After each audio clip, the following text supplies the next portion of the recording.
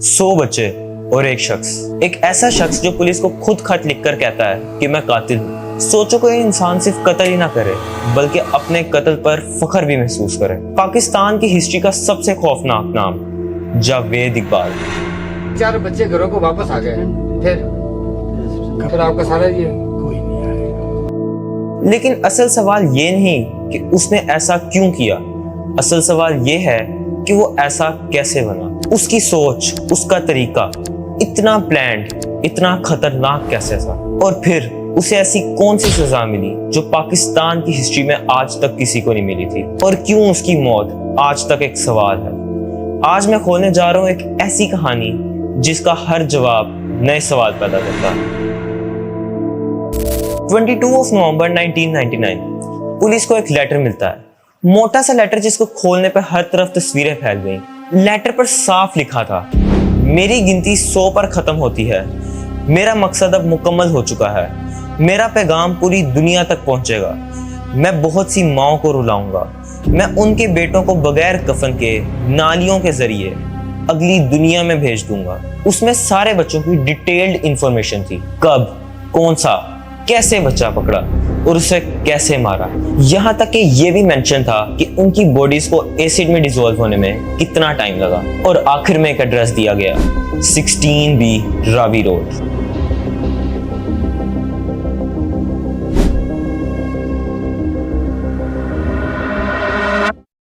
ये देखकर सब बहुत हैरान थे, उन्हें ये एक मजाक लग रहा था। डिप्टी सुपरिटेंडेंट उस एड्रेस पर गए। 28 साला जावेद बाहर निकला। पुलिस को देखकर जावेद ने अपने ऊपर गन रख दी। पुलिस को वहां से मजबूरन जाना पड़ा। पुलिस को जावेद की मासूमाना शक्ल देखकर लगा कि उसके साथ किसी ने मजाक किया है और जावेद घबरा गया है, लेकिन क्या मालूम था कि ये एक बहुत खौफनाक कहानी की शुरुआत है। 1 दिसंबर 1999 जावेद ने फिर एक लेटर लिखा, मगर इस बार जंग न्यूज के चीफ क्राइम रिपोर्टर को भेजा गया। इस मर्तबा और भी ज्यादा डिटेल्स मौजूद थी। जमील चिश्ती साहब ने इस लेटर को रिसीव किया। लेटर में 6 से 16 साल तक के बच्चों की तस्वीरें मौजूद थी। उन्होंने एक ऑर्गेनाइज वे में तस्वीरों को रखा।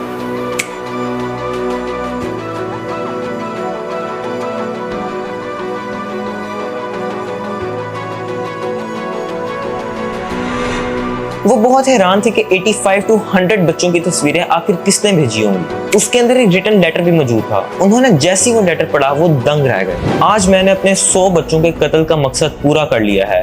यहाँ तुम्हें उन बच्चों की तस्वीरें मिलेंगी, कौन थे वो और कहाँ से आए थे। मैं चाहता हूँ कि तुम इस कहानी को अपने अखबार में छापो और पूरी दुनिया को बताओ कि मैंने क्या किया है। ये लो मेरी 32 पेजेस की डायरी, ये मेरे हर जुर्म का मुकम्मल एतराफ़ है।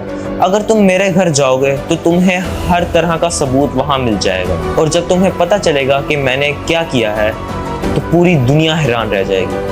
और फिर वही same address, 16B Ravi road. उन्हें उस लेटर पर यकीन नहीं आ रहा होता, मगर इस डर से कि इस लेटर में जो कुछ बताया गया है वो सच ना हो, वो इस एड्रेस पर जाने का इरादा करते हैं। जमील चिश्ती और उनके दोस्त 16B रावी रोड पर जाते हैं। घर के बाहर एक मोटा सा ताला लगा हुआ था। अजीब खामोशी तारी थी। वो ताला तोड़कर घर में दाखिल होते हैं। एंटर होते ही उन्हें बहुत बड़ा धचका लगता है। 85 पेयर्स ऑफ चप्पल उन्हें सामने पड़ी हुई मिलती हैं। उनका दिल घबरा रहा था कि कहीं उस लेटर में सच तो नहीं लिखा था। इसी घबराहट में वो धीरे धीरे आगे जाते हैं और देखते हैं कि सामने दीवार पर बच्चों की तस्वीरें लगी हुई। वो इधर उधर देखते हैं तो उन्हें कॉर्नर पे बच्चों के कपड़े पैक हुए पड़े नजर आते हैं। वो घबरा रहे थे, उन्हें पसीने आ रहे थे। बस दिल में एक ही ख्याल, कोई ऐसा कैसे कर सकता है। उन्होंने मजीद देखा तो उन्हें एक ड्रम मिला जिससे बहुत गंदी स्मेल आ रही थी। उन्होंने जैसे ही ड्रम को छूना चाहा तो एसिड से उनके हाथ जल गए। ड्रम रखा हुआ था, मैंने एक उसके ऊपर एक बल्ब था वो जलाया। मैंने जब ड्रम खोला तो आप सोच भी नहीं सकते मेरी क्या हालत हुई।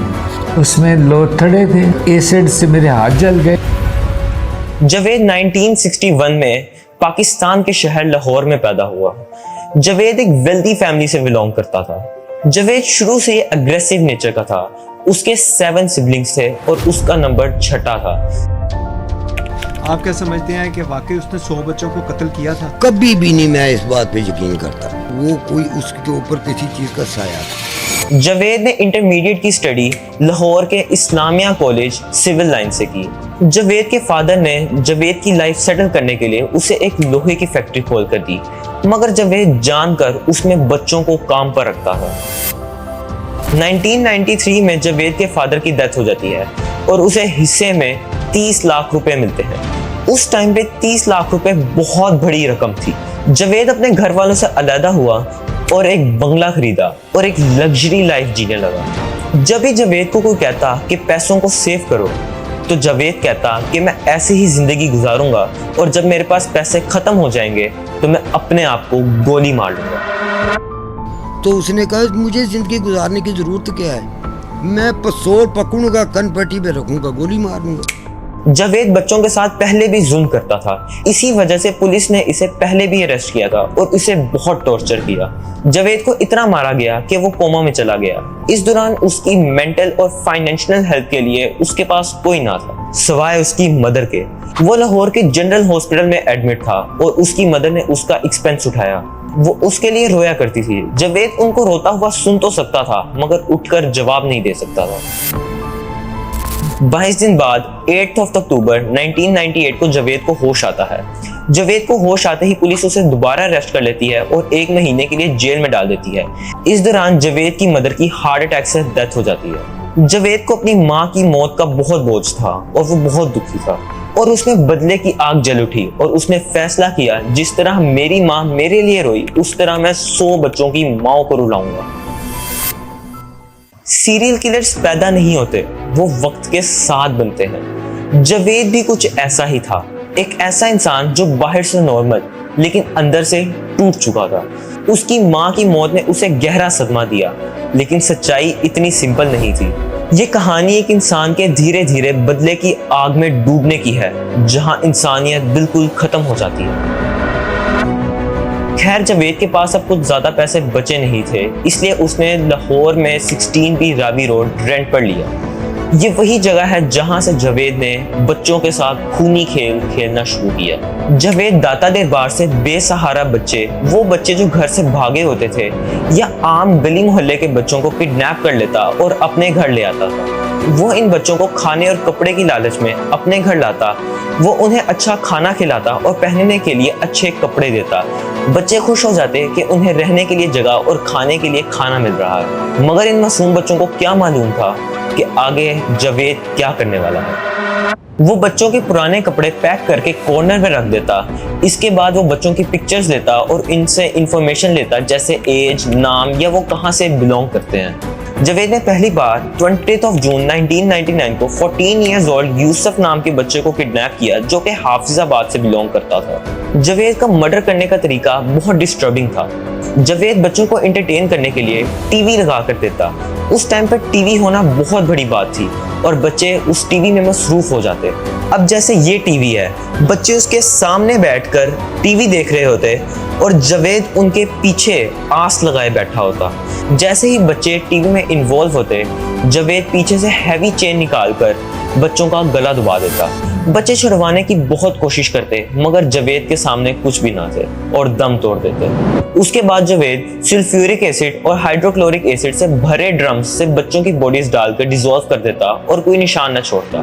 पूरी रात बॉडीज ड्रम में पड़ी रहती और सुबह जावेद अपने 2 crime partners 17 years old Sajid और 15 इयर्स ओल्ड नदीम के साथ दरियाए रावी में बहा देता। जावेद ने इस तरह 100 बच्चों का कत्ल 147 डेज में किया। जब पुलिस को जावेद का लेटर मिला और सब सबूत जावेद के खिलाफ मिले, तो पुलिस जावेद की तलाश में थी, मगर जावेद कहीं नहीं मिला। जावेद को बहुत ढूंढा गया, मगर वो कहीं पर भी मौजूद ना था। आखिर 29 दिसंबर 1999 को डेली जंग के सामने एक शख्स आता है और कहता है, मैं जावेद इकबाल 100 बच्चों का कातिल जिसे पुलिस ढूंढ रही है। इसके बाद वहां गहमा गहमी हो जाती है और लोग इकट्ठे हो जाते हैं। फौरन वहां पुलिस पहुंचती है और जावेद वहां सरेंडर कर देता है। जावेद को लगा था कि ये सब करने से उसकी सजा कम हो जाएगी, मगर ये उसकी बहुत बड़ी भूल थी। जावेद ने वहां रिपोर्टर्स के सामने एक छोटी सी कॉन्फ्रेंस करने का कहा। जावेद को कॉन्फ्रेंस के मुताबिक कोई गिल्टी नहीं था। वो मुस्कुरा रहा था जैसे कुछ हुआ ही ना हो और वो हंसकर दूसरों के सवालों के जवाब दे रहा था। एक मिनट, आपने 200 बच्चे क्यों नहीं कत्ल किए? 100 क्यों? इंतकाम कर रहे थे ना आप? बिल्कुल। इंतकाम कर रहे थे। मेरे पास आज भी इतने पैसे थे कि मैं ये सिलसिला जारी रख सकता हूँ। कितने पैसे? अगर कल को आप जो जितने मारे हैं उनमें से 3-4 बच्चे घरों को वापस आ गए फिर आपका सारा ये किस तरह आप कहते हैं कोई नहीं आएगा? किस तरह? 18 of Feb 2000 को जावेद केस का फर्स्ट ट्रायल हुआ। अपने सब एविडेंस खुद देने के बावजूद जावेद क्लेम करता है कि उसने कुछ नहीं किया और वो बेकसूर है। मगर बात यहाँ खत्म नहीं होती।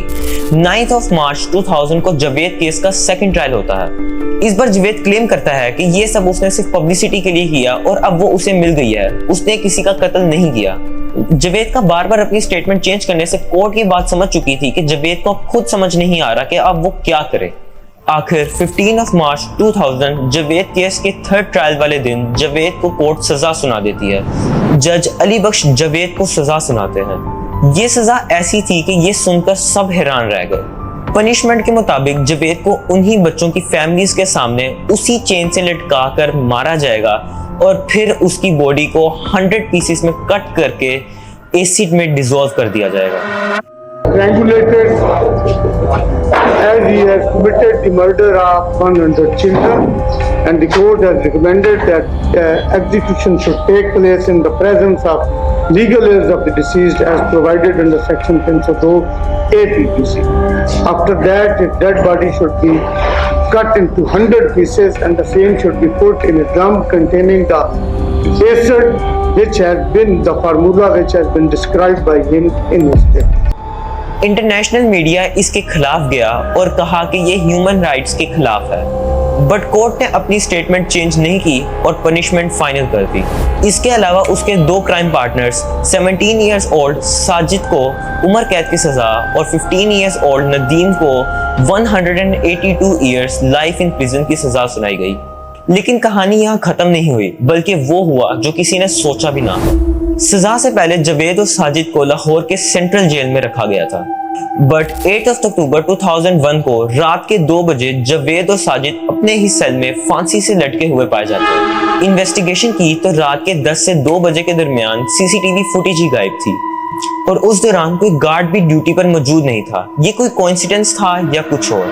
अगर खुदा 1 आदमी, 2 आदमी, 3 आदमी, 10 आदमी, 15 आदमी, 20 आदमी, खुदा का नाम। खैर, ज़ैरो को दीजिए इजाजत। अपना बहुत बहुत ख्याल रखें। अल्लाह हाफिज।